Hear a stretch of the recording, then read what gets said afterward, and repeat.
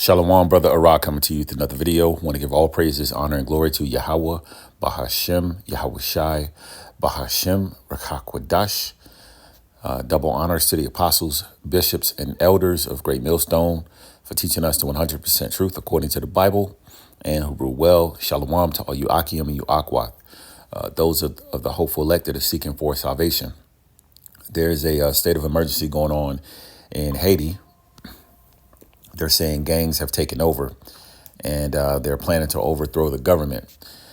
This is a preview. This is a preview to what's coming to America, where you're going to have civil unrest, anarchy, a lawless society. Okay. And as the scriptures say, division between people. All right. We'll bring that out in 2nd Ezra, the 15th chapter. But this is CNN.com. It says gangs rule Haiti's capital. Some say they're ready to overthrow the government too. Port-au-Prince, Haiti, says from above Haiti's capital city, Port-au-Prince still looks serene. Its whitewashed homes climbing steep green hills that encircled a glittering bay, but to step onto its cracked streets requires a careful calculation of risk and reward. It says ruthless gangs have a stronghold on the city, preying on the population, carving neighborhoods into warring criminal fiefdoms and cutting Haiti's international port off from the rest of the country.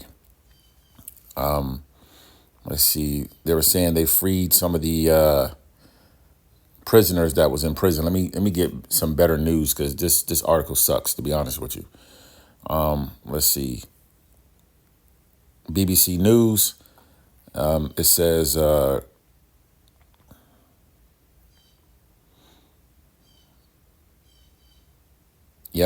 it says, going down to the bottom, it says about a dozen people were deleted in the attack on the prisons. Thousands of inmates escaped and remain on the loose.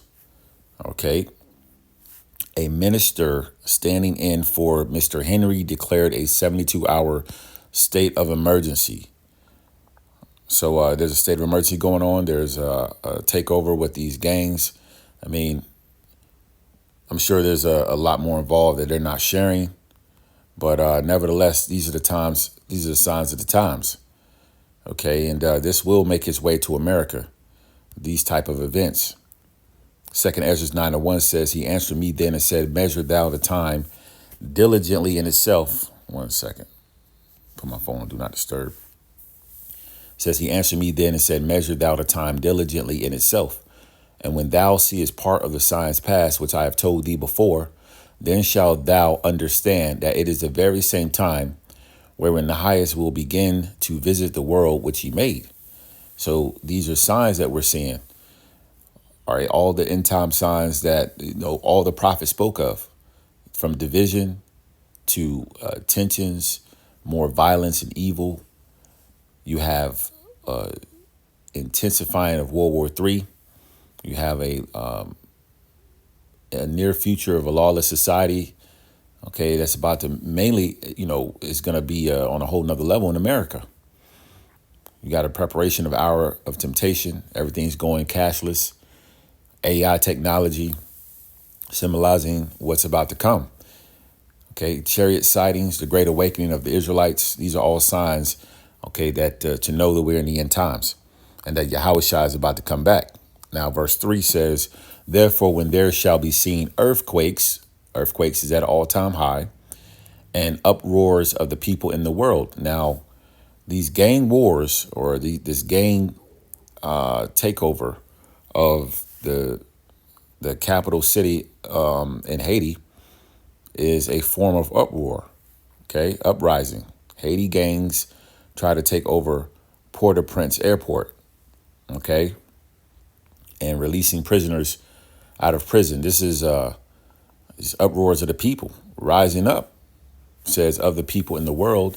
Verse 4, then shalt thou well understand that the Most High spoke of those things from the days that were before thee, even from the beginning. And there's been a lot of riots that has taken place in Haiti. All right, Haiti, they get busy over there. 2nd Ezra, let's see. Let me go to the 15th chapter. And I start at verse 14. It says, woe to the world and them that dwell therein.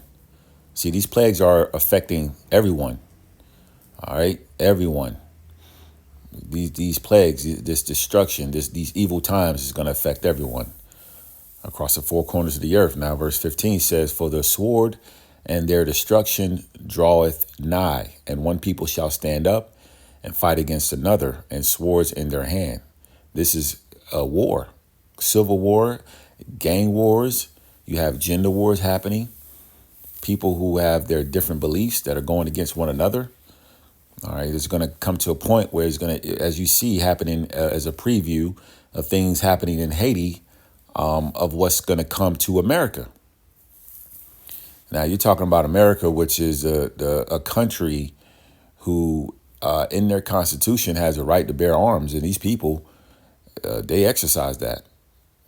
The households that have on average amount of guns in a house is very overwhelming. At least 3 to 4 guns per household. All right, from a research that I did a few years back. So you know that's probably more now, or you know it is more. So this is going to be an ugly civil war come soon. All right, very destructive, which is all prophetic, and we're looking forward to these things because these things must come to pass. This is a sign of a failing society and an ushering in of a new kingdom, which is the everlasting kingdom. All right, so as it says, 2 Ezra 15:15, for the sword and their destruction draweth nigh. We see it drawing nigh. It says, and one people shall stand up and fight against another, and swords in their hands, weapons, guns, knives, bats, you name it. Verse 16 says, for there shall be sedition among men, and invading one another. They shall not regard their kings nor princes, and the course of their actions shall stand in their power. Do you think that those gangs are worrying about any leadership there telling them to stand down? Hell nah. That's why I say it's a preview of what's to come to America, because when these spirits get riled up and the Lord puts it on these people to go against, whether it be the government or each other, invading one another, no one's going to care about any leadership telling them to stop. Verse 17 says, a man shall desire to go into a city and shall not be able to, or shall not be able. So a man is going to want to go to the next city, has been accustomed to doing prior to all hell breaking loose. There's always a connecting county or city, in pretty much areas that we all live in. For example, Raleigh and Cary is close by. You're accustomed to going from Raleigh to Cary like it's nothing, but when all this pops off, they're going to implement martial law, and they're going to put requirements around you being able to go from one county or city to another, leaving your area, which is going to require also what the MOTB, all right, which we are forbidden to take. We're not supposed to bow down to the beast in its image. This is all New World Order agenda being pushed by the elites, and the elites are being controlled by Yahweh, by Hashem Yahweh Shai.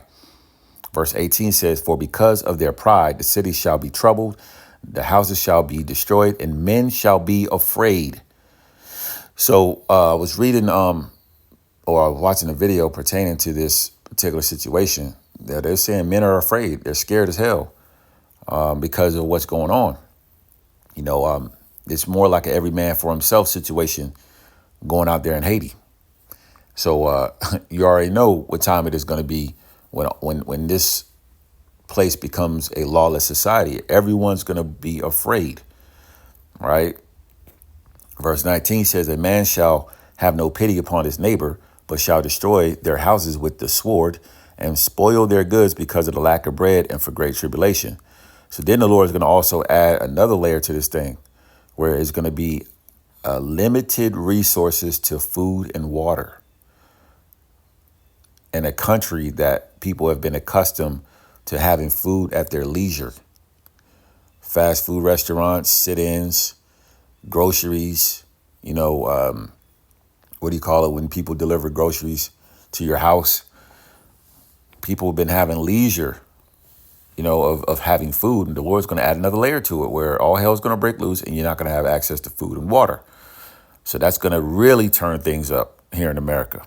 All right. People are going to be fighting over, shit in a dumpster, right? Let alone anything else.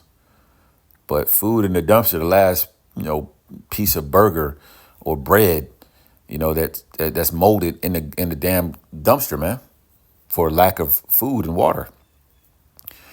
So things are getting ready to intensify as we can only imagine.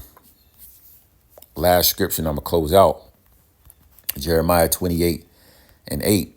It says, "The prophets that have been before me and before thee of old prophesy both against many countries and against great kingdoms, of war and of evil and of pestilence."